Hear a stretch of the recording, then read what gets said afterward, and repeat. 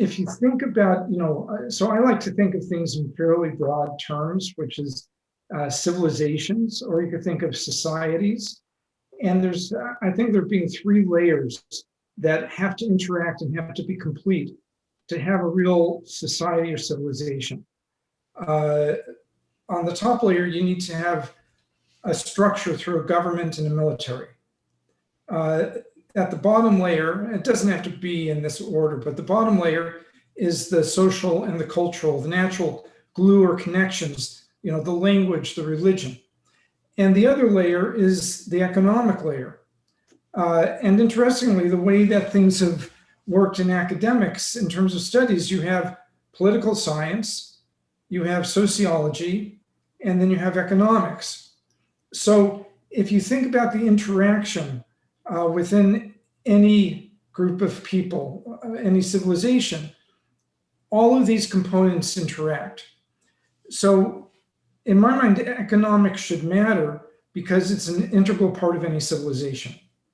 It involves obviously we all know what it does. It involves the production of goods, involves a means of exchange and a way of marshaling resources for that production. But what's happened with economics, which makes it not matter so much, is it's kind of pulled itself out of this cube of multi-layered network to consider itself in isolation. So you could sort of ask, how could economics matter?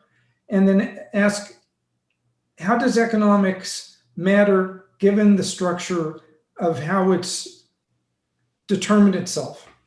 Well, economics is always going to matter as a way of analyzing the allocation of scarce resources. That's been sort of a key component that's been around for over a century. And although there's a huge amount written about it, to me that's not that hard a problem. But then there's economics in terms of how you determine how wealth is divided, how interactions take place through the government to the economy to the social. And there it matters because when people are living together, they not only speak and socialize and go to church and share a similar culture, they not only have a military and a government that pulls people together for defense, for creating infrastructure, for taxation, for broader projects.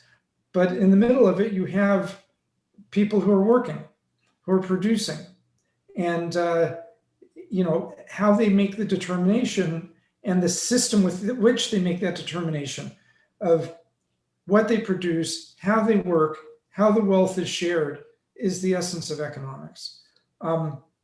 So I think economics matters more when it's put in that context, because it's now part of the holistic concept of what makes a civilization, than if you ask the question of economics as it stands right now, where it simply is an engineering program for figuring out the best way to allocate scarce resources.